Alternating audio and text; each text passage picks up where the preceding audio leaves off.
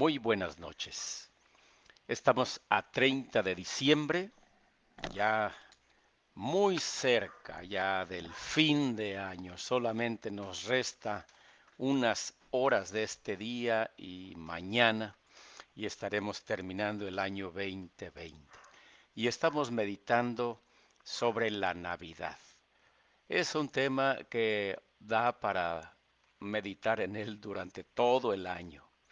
Pero llegará un momento en que ya cambiaremos este tema. Mientras tanto, seguimos disfrutando de este tiempo, de esta efervescencia, de esta sensibilidad también por recordar el nacimiento de nuestro Señor Jesucristo. Una vez más, aclaramos pues que Navidad significa nacimiento y que ha cobrado el sentido ya específico por el nombre de nuestro Señor Jesús. Entonces, cuando decimos Navidad, pues ya nos referimos a nuestro Señor Jesucristo. En el sentido amplio, pues cada uno de nosotros tiene su propia fecha de Navidad. Pero hoy estamos otra vez aquí recordando y festejando y predicando, reflexionando y meditando, también aplicando la palabra de Dios alrededor de este tema. Hemos tenido 4 reflexiones acerca de las profecías acerca de la Navidad. Hoy veremos la número 5, que está basada en Miqueas capítulo 5, versículos 1 al 5. Así es que es fácil recordar esto. Profecía 5 de Miqueas 5, versículos 1 al 5. Y procedemos a hacer la lectura de la palabra de Dios que ya recién mencioné en este texto. Aclaro una vez más, la versión que estoy usando es Reina Valera 2015. Dice así la palabra de Dios. Reúne ahora tus tropas, ciudad de tropas. Nos han sitiado, con vara herirán en la mejilla al juez de Israel. Pero tú, oh Belén Efrata, aunque eres pequeña entre las familias de Judá, de ti me saldrá el que será el gobernante de Israel, cuyo origen es antiguo desde los días de la eternidad.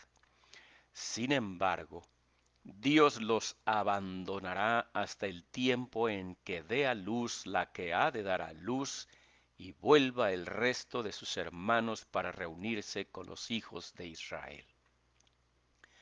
Él se levantará y los apacentará con el poder del Señor, con la grandeza del nombre del Señor su Dios. Y se establecerán, porque entonces será engrandecido hasta los fines de la tierra, y este será la paz. Saludos al pastor Berna Pimentel Hernández allá hasta Tamazula de Gordiano. Saludos, amado hermano, gracias por su mensaje, por su saludo, muy valorado. Bien, pues en esta noche queremos meditar en estos 5 versículos que por ser tan cortos en el pasaje, pues son 5, vamos a poderlos desglosar cada uno de ellos. El antecedente de este versículo, que es el capítulo 4, habla de ese futuro prometido a Israel como pueblo escogido de Dios, no el reino del norte, no ya hablando como unificado, y que en algún momento va a venir el Señor, el Mesías. Ese es el tema del 4, pero antes hay una situación terrible para el pueblo de Israel. Saludos, Carlos Toledo. Saludos, mi amado consiervo también que se está reportando ahí. He estado pensando en mi hermano Carlos. Pienso que terminando voy a hacerle una llamadita. Bueno, pues en este pasaje, este capítulo 4 va a hacer mucha mención acerca de el castigo que Dios va a ejercer sobre este pueblo que le ha dado la espalda y se ha ido tras los ídolos.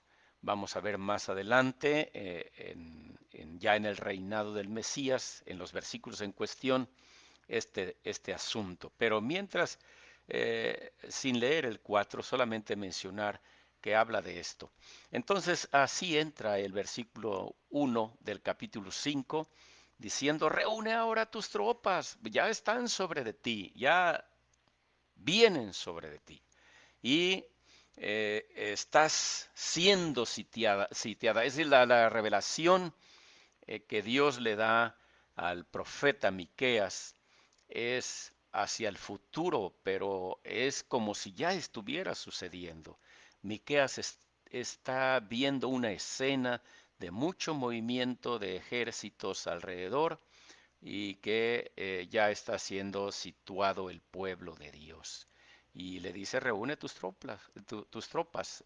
Y dice aquí, ciudad de tropas, hay una posibilidad de que la mejor traducción sea hija de tropas o hija de cercos, pero como sea, el sentido es que hay una situación apremiante porque ya vienen sobre de ella y al rey en turno lo van a herir, dice, con vara herirán en la mejilla al juez de Israel. Y aunque es cierto que a nuestro Señor Jesucristo, cuando lo lastimaron, la Biblia pues menciona cuando le dan una bofetada, pero esa bofetada pues fue con la mano, no fue con una vara, aunque no negamos que pudiera haber algún apunte hacia esa herida al Mesías, al juez de toda la tierra, ¿verdad? Al juez de Israel. Eh, pero lo cierto es que a Sedequías sí lo humillarían, también bueno, lo golpearían y se lo llevarían preso. Era un títere realmente este hombre y además se portó mal con Dios también cuando gobernó. Entonces podríamos pensar así, pero muy, muy de lejos, que cuando dice de herir la mejilla del juez de Israel pudiera referirse al Mesías, pero está más lejana pues la posibilidad. Sin embargo, sucedió con Sedequías, fue llevado preso y en esa situación de oscuridad, de tragedia, de conquista del pueblo de Dios, se le hace una promesa. Y esta promesa tiene que ver en el versículo 2 con una aldehuela pues insignificante para el tamaño y también como para su aportación económica al pueblo de Israel, pues realmente no contaba. Por eso dice el texto, pero tú, oh Belén Efrata, aunque eres pequeña entre las familias de Judá, de ti me saldrá el que será el gobernante. Hasta ahí vamos a detenernos tantito para ver lo que es Belén. Belén significa casa de pan. Y Jesús en algún momento diría que él era el pan del cielo, el pan que da vida, allá en Juan 6:35. Y de alguna forma podemos pensar que Jesús podía también rescatar el significado del nombre de esa aldea donde él había nacido, casa de pan, casa donde hay pan, donde abunda el pan, donde ahí se hace pan. Y bueno, pues el mejor pan que pudo producir esa aldehuela sería precisamente el pan del cielo, Jesús mismo que allí iría a nacer. Efrata significa fructuoso y de alguna manera también tiene que ver con la vida fructuosa de Jesús, sus frutos que dio su palabra tan hermosa y que todavía hasta estos días sigue cambiando vidas, sigue transformando vidas, de modo que el fruto continúa. Desde que Él pisó la tierra y empezó a predicar, empezó a traer el mensaje de salvación, empezó a haber fruto. Y Él hablaría de ese fruto cuando menciona el pámpano, la vid, y Él dice, yo soy la vid verdadera, y el que en mí no lleva fruto. Y bueno, él habla mucho de este asunto del fruto. Y Efrata, así se llamaba la región donde estaba Belén, no porque perteneciera a la tribu de Efraín. Ahí luego puede haber confusión en uno. Cuando dice Efrata puede pensar en la tribu de Efraín, pero no tiene que ver. Esta región ya tenía el nombre desde hacía mucho, mucho tiempo que así era reconocida. Por ahí aparece muy tempranamente allá en el Génesis este nombre de Efrata. Bueno, pues de allí, de esta insignificante aldea, saldría el que sería gobernante. Y aclara, de entre las familias de Judá, de entre las familias de Judá. Así como en su momento vimos a Isaías capítulo 7, versículo 14, mencionando que la Virgen daría a luz un hijo y que ya por el contexto del pasaje se está refiriendo, bueno, a una virgen. No exactamente va a decir que de Judas, pero sí entendemos que de la tribu de Israel, o del pueblo de Israel en general, y quizá sí ya específicamente podría pensarse en Judá. Pero recordemos Génesis 3:15, donde allá aparece que es de cualquier mujer de la humanidad, y de Génesis 4:1, donde Eva podría haber pensado que ella sería esa mujer. Eso ya lo vimos en algún momento. Ahora estamos entonces con esta aclaración enfática, que de allí, de entre las familias de Judá, de allí saldría el gobernante, el dominador. Hay varios significados para esto: dominador, rey, príncipe, el que gobernaría entonces a Israel. Entonces aquí tenemos al gobernante de Israel, este gobernante que luego lo vamos a encontrar más adelante en otros versículos, ya en su oficio desempeñándose.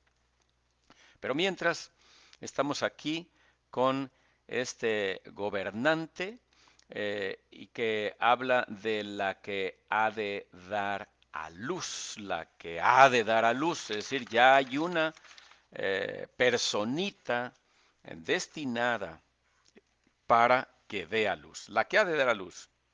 Ustedes no lo saben, pero Dios sí lo sabe. La que ha de dar a luz. Aquí no hace referencia a la Virgen, no, a esa situación virginal, pero pues están los otros pasajes, ¿verdad? Que ya mencionamos, Isaías 7:14, donde ahí sí apunta a esa condición virginal. Aquí solamente dice la que ha de dar a luz. ¿Quién? Pues investiguenle si quieren saber más acerca de profecías, y pues así llegamos entonces a Isaías. Ah, pues una virgen. Ahora sí, ¿cuál? Pues ahora sí, quién sabe, hasta que llegue ese día, el día en que ha de dar a luz. Esta que ha de dar a luz, esta mujer, también es mencionada en Apocalipsis. Allá en Apocalipsis también se va a mencionar, y es bueno que darle una leída ustedes en su casa eh, con esta referencia, porque luego se ha malinterpretado de qué mujer se trata, ¿verdad? De algunos quieren decir que se trata de la iglesia, o que se trata de otra, pues otras cosas, ¿verdad? Y raras.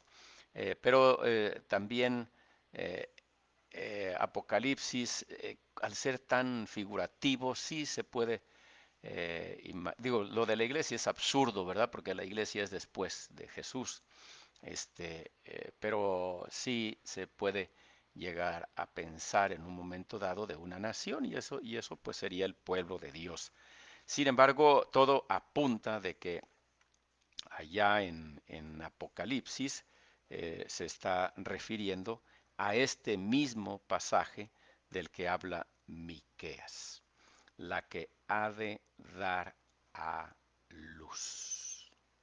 Bueno, bueno, puedo mencionar el pasaje de Apocalipsis, es Apocalipsis 12 del 1 al 6 específicamente en en ese tramo de texto. De allí pasamos entonces a observar la segunda parte también de este abandono, que le estoy llamando así, el versículo 3, como el abandono de Dios hacia el pueblo de Israel por un tiempo. Ese tiempo serían 70 años, hablando ya de la tribu de Judá, 70 años en el exilio, porque Israel muchos años antes habría sido capturada, hablando del pueblo del norte. Pero entonces estamos aquí con este abandono de parte de Dios que está ligado con el versículo 1. Ya están siendo sitiados y ya está aquí, ya vienen contra ti y van a herir a tu juez. Entonces aquí está el abandono de Dios, sus razones tuvo. De modo que aquí también yo invitaría a que reflexionáramos en esos momentos en los que nos hemos sentido abandonados por Dios. Eh, Hay por allí una composición poética, así le puedo llamar, que es ya del dominio público, conocido como Las Huellas, donde una persona sufriendo dice que el Señor prometió estar siempre con él, pero cuando más sufrió, pues resulta que solamente veía huellas de un personaje y entonces ¿dónde estaba Jesús? Y el poema pues termina así de una manera agradable, podemos decir, diciendo o como si Jesús respondiera, pues esas huellas eran las mías, las tuyas no se veían porque yo te llevaba cargando. Esto es real en el cristiano, en la persona que sufre por causas justas, perdón, por causas injustas y también por causas injustas relacionadas con este mundo, ¿verdad? Este mundo caído donde nos alcanza la injusticia y ahí el Señor está con nosotros todos los días hasta el fin del mundo. Pero este poema no aplica para todo mundo, como para que se la crean los que no han rendido su vida a Jesús. No, sí hay abandono de Dios. Y cuando se han sentido abandonados por Dios, ha sido real. Ha sido real. Dios los ha abandonado, los ha entregado a la tragedia, a la miseria, a la desesperanza, a la puede ser la caída de sus finanzas, a la pérdida de sus empleos, a la enfermedad, los ha dejado caer para ver si así voltean a verle, a ver si así buscan su rostro con ese deseo de una reconciliación con Él. Pero ¿qué sucede en la mayor parte de las personas que llegan a pensar que Dios los abandonó? Pues reniegan contra Él o piensan que no existe porque ya no lo perciben ahí de cerca. Entonces Dios abandona a las personas que lo rechazan, que no le obedecen, que no quieren andar en sus caminos. Sí, la respuesta es sí, sí los abandona. ¿Hasta cuándo? Bueno, hasta cuando volteen a ver a a aquel que nació de esa mujer que tendría que dar a luz, hasta que volteen a ver a ese gobernante de Israel y que más adelante el mismo texto va a abarcar a toda la tierra, no solamente a Israel. Entonces, el abandono de Dios es un buen tema para pensar, para reflexionar, cuando usted se ha sentido abandonado por Dios. Y, y puede usted decir, quizás en este momento se sienta abandonado por Dios. La pandemia ha llegado y algunos familiares suyos pudieron haber muerto, alguien muy cercano, una esposa, un esposo, un hijo, y sentirse abandonado por Dios. Puede ser, puede ser. No puede estar descabellado esto.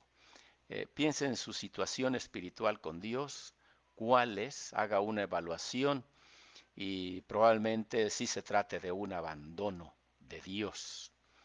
Pero si usted está bien con Dios, si su relación está eh, muy bien recuperada en la obra que Jesucristo hizo por usted, eh, entonces todo lo que ha sucedido alrededor no ha sido abandono de Dios hacia usted.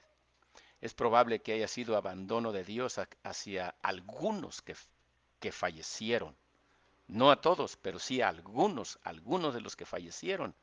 Sí pudo haber sido ya el abandono de Dios. Pero para el justo, dice la Escritura, que la muerte le es a los ojos de Dios preciosa, muy valorosa, muy preciada, pues, de mucho valor. Esto es, entonces, eso no es abandono de Dios, esto es bendición de Dios. Pero ahí está para la reflexión, cuando la tragedia alcanza, pensar, ¿es abandono de Dios o es, es bendición de Dios? Porque las dos cosas pueden existir en un evento, una u otra. Entonces está bien pensar en ese abandono de Dios.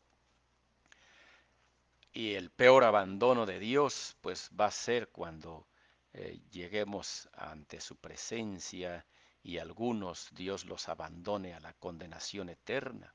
Piensen en esto. Ese será el peor abandono. Entonces, si ha experimentado el abandono de Dios por no querer tener un encuentro con Él y arrepentirse de sus pecados y creer en Jesús, pues es tiempo de hacerlo para que Dios jamás, jamás lo vuelva a abandonar, ni en esta vida ni en la venidera.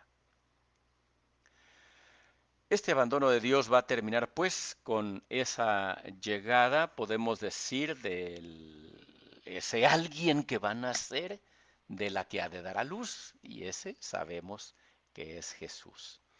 Por otra parte, eh, la segunda porción de este versículo que habla de ese remanente de Israel que ha de volver con sus hermanos, pues puede ser una profecía diferida en escalas, en partes, de tal modo que sí podemos observar también que el pueblo de Israel o el sitio donde estaba Israel ha sido repoblado, muy poco, todavía no es el total, pero de alguna forma algo. Pensar en que ya se cumplió esta profecía, pues sería equivocado, porque el pueblo de Israel no está totalmente reunido en un solo espacio. Así que podríamos pensar en la segunda venida como un cumplimiento también de esta segunda porción de la escritura. Puedo decir que Israel está abandonado todavía. Está abandonado porque no vio al Mesías, no vio al que nacería de la que tendría que dar a luz. Y mientras un israelita no rinda su vida al Señor, pues estará en el abandono. Pero tiene la oportunidad de salir de ese abandono. Pero Israel como pueblo, mientras no reconozca a su Mesías, tendrá que esperar la segunda venida del Señor para que ese abandono termine. Y no es un abandono total absoluto, porque Dios sigue teniendo misericordia de su pueblo escogido. sigue teniendo el misericordia. Estaba viendo pues un documental acerca de el presidente ya fenecido Hugo Chávez, cómo está siendo grabado cuando maldice al pueblo de Israel. Y lo vi, yo vi el video con mis propios ojos y decía, desde el fondo de mis entrañas te maldigo. Bueno, la Biblia dice que tengamos cuidado, porque el que maldice a Israel, la maldición viene sobre él. Y el que bendice a Israel, Dios le bendice.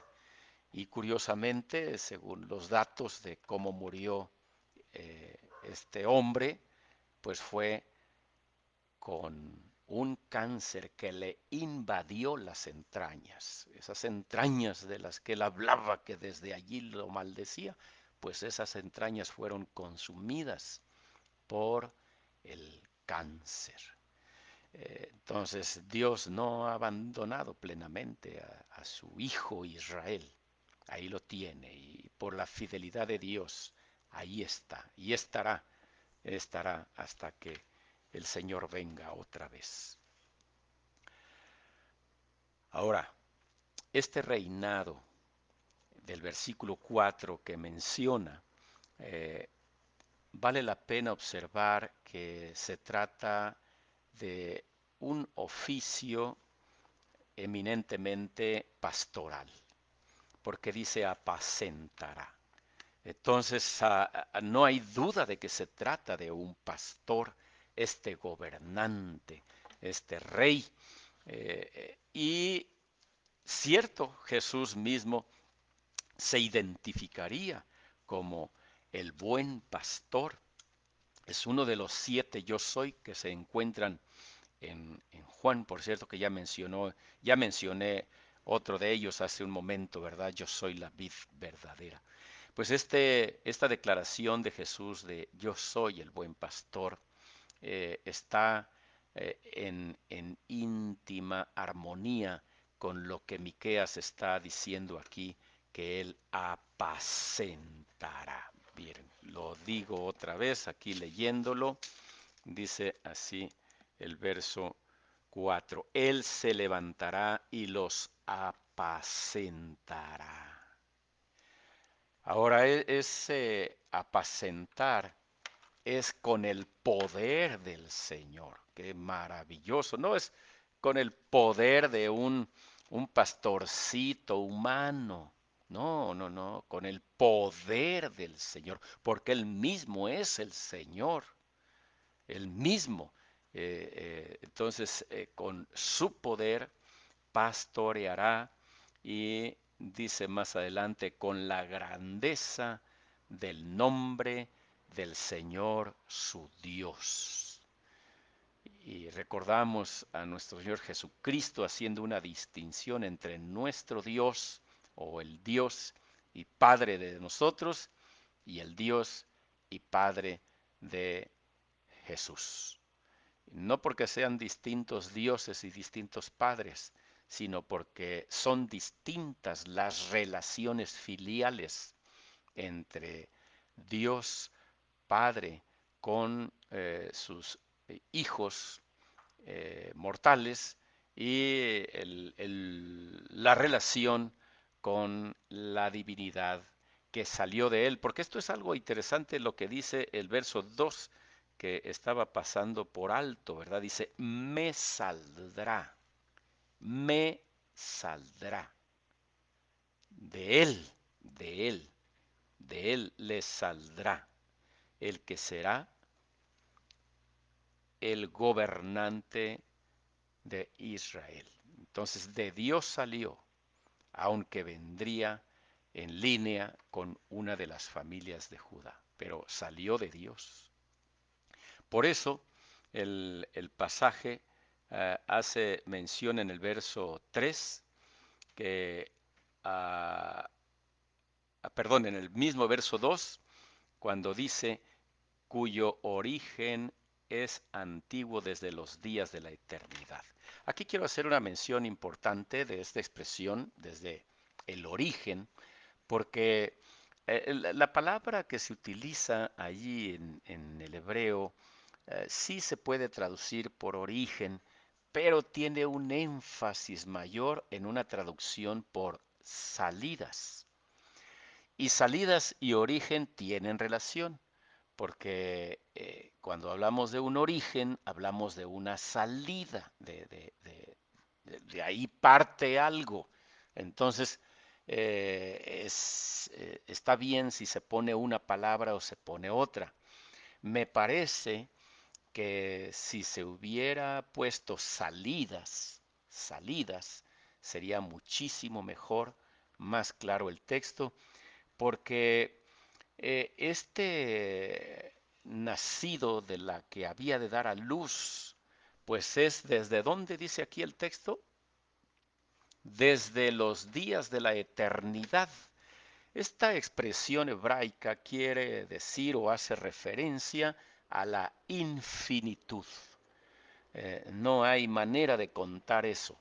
Entonces, es desde la infinitud, al existir este gobernante de Dios que saldría de él para venir aquí a la tierra, él pues no estaría encerrado allá, sino que él podría tener salidas. Entonces, también apunto que la palabra en el texto original, pues es plural, así es que sería las salidas. Las salidas me parecería una mejor traducción, entonces diría las salidas es de antiguo o de antaño, desde los orígenes, desde por allá, o bien desde la eternidad hasta la eternidad, o sea, infinito. Y nosotros podemos encontrar que aquí a la tierra, este gobernante que salió de Dios, no en forma de bebé, pero sí como antes de que se diera el evento, de que naciera ya como bebé, antes de eso, pues él ya existía y entonces ya tenía salidas. Y hay salidas registradas en el Antiguo Testamento que podemos identificarlos con el Cristo, con este personaje, y que muchos comentaristas están de acuerdo en relacionarlo ahí con lo que se menciona mayormente, pues en Génesis están allí cuando habla de el ángel de Jehová en repetidas ocasiones. Quiero darles esos dos pasajes al menos donde podríamos tener esa referencia. Sería por allá en Génesis 16:7 y en el libro profético de Zacarías 3:1. Y desde luego el innegable Juan 1:14, que pues ya es la salida más reconocida, ¿no? Es, es ya la llegada del verbo, cuando dice, aquel verbo se hizo carne. Esa es la salida última que nosotros conocemos ya como la encarnación. Pero el Señor, pues, ha tenido más salidas aparte de esa que menciona Juan 1:14 y que estamos festejando precisamente esa salida, la Navidad. Entonces, era importante regresarme un poco para aclarar este pasaje. Y así estamos terminando ya con el final de este texto del 1 al 5, cuando hace una declaración fuerte antes de terminar el versículo 4 y ya va a abarcar a toda la tierra. Está hablando de Israel, del gobernante de Israel, y la que ha de salir, pues la que ha de dar a luz, pues está allí dentro de las familias de Judá, y bueno, ahí está todo. Y luego cuando regresen los hijos de Israel, en el verso 3, Y en el verso 4, pues entendemos que sigue hablando de ese pastoreo hacia los hijos de Israel, pero de repente se va a abrir el abanico cuando dice, y se establecerá porque entonces será engrandecido hasta los fines de la tierra. Y ahí es donde nosotros somos alcanzados. Y el verso 5, y este será la paz, la paz. Como cuando el Señor eh, hizo esa declaración de que Él era el pastor y Él gobernaría como un pastor que trae paz, ¿verdad? Allá Isaías 9:6 habla de ese príncipe de paz. Y, y quiero hacer mención a una leyenda que está en el Hospital México Americano en Guadalajara, Jalisco, México. Para quienes están fuera del país les llegará esta reflexión. Afuera de este hospital hay una leyenda que dice, Jehová es mi pastor, nada me faltará. Ahora bien, si Jesús solamente fuera pastor para el pueblo de Israel y no para toda la tierra, como avanza el versículo 4 acá, no nos calaría tan profundo cuando nosotros llegamos y vemos un letrero así. Yo he observado a algunos familiares de enfermos y enfermos que van todavía pues con esa capacidad de poder leer y voltean a ver hacia la fachada y leen esa frase. Algunos han testificado, porque he platicado en alguna visita que he hecho ahí, entre los enfermos, que cuando han leído ese letrero se identifican como que Dios ahí les va a dar paz. Sienten una paz, dicen ellos. Llegan con muchos dolores y los parientes llegan con muchas expectativas, pues obscuras, de solución, y llegan a experimentar una cierta paz cuando ven ese letrero, confirmando en la experiencia de la humanidad de que Jesús es la paz, y no solamente la paz de Israel, es la paz de toda la tierra. Esta palabra shalom que aparece aquí en el hebreo es muy conocida como paz y es como mayormente se traduce, paz. Sin embargo, también significa salud. Así es que ustedes pueden imaginar a un enfermo que ve eso y siente paz. Y es que el pastor, que es la paz, él puede dar salud. Significa salvación, también significa bienestar, felicidad, seguridad, shalom. Cuando alguien saluda, no solamente es paz. Bueno, la paz es que hay seguridad, no hay ninguna amenaza, no vengo en un plan de pleito. Entonces, todas estas cosas encierra la palabra shalom. Y Él es nuestra paz.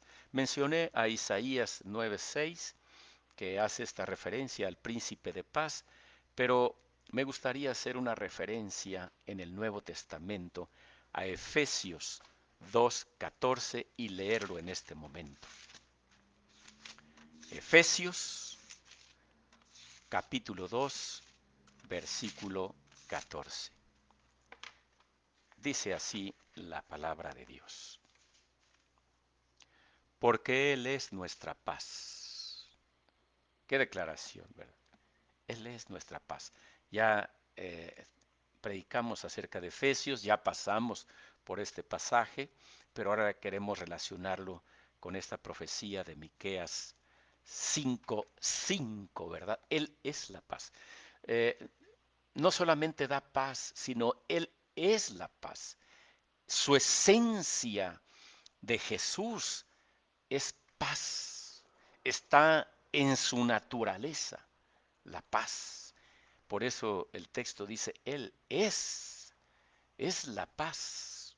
Y aquí dice el 14 de Efesios 2, Él es nuestra paz, quien de ambos nos hizo uno. Él derribó en su carne la barrera de división, es decir, la hostilidad, y continúa, ¿verdad? Él es nuestra paz. Aquí Efesios está haciendo una declaración de que Jesús es nuestra paz, porque se está refiriendo a Jesús. Jesús es nuestra paz. Y al ser nuestra paz, bueno, nosotros somos llamados a, a buscar la paz y a tratar de derribar cualquier hostilidad que pudiera haber. Clamar a Dios para que Él nos ayude, así como allí en Efesios, en ese contexto, está hablando de esa hostilidad que había entre judíos y no judíos. Bueno, Él vino a derribar esa barrera de hostilidad y acabar con eso, para que hubiera paz, paz, ¿verdad? Y los que creemos en Cristo Jesús, ya dijimos en ese momento, no importa de qué raza seamos, podemos vernos con paz y siempre buscar la paz. Noche de paz, ¿verdad? Es una de los cantos que entonamos en Navidad y valdría la pena que la próxima vez que cantáramos o escucháramos esta melodía, pensáramos en Jesús, porque Él es la paz. Noche de paz, noche de Jesús. Jesús es la paz. Y nos quedamos ya con esta última reflexión para una aplicación personal. Si usted no tiene paz en su corazón, es porque no ha llegado a Jesús. El único que le puede proporcionar una paz, paz, paz, cuán dulce paz, es solo la que el Padre le puede dar. Y esa paz es en Jesús, porque Jesús es paz. Así que le invito a que si no ha llegado a Jesús, pues hoy es un buen tiempo para acercarse a Él y decir, Señor, paz, quiero paz. Mi turbulenta vida, mis pensamientos, mi caótica forma de vivir, ya quiero que acabe. Posiblemente ya haya una familia destruida, quizá ya haya un matrimonio separado. Paz, hay que llegar a Jesús y Él va a poner las cosas en paz. Que Dios nos bendiga. Nos vemos el día de mañana porque mañana es día último y claro, no dejaremos pasar la ocasión para predicar ese último día del año 2020 y el viernes día primero también estaremos aquí. Que Dios nos bendiga a todos.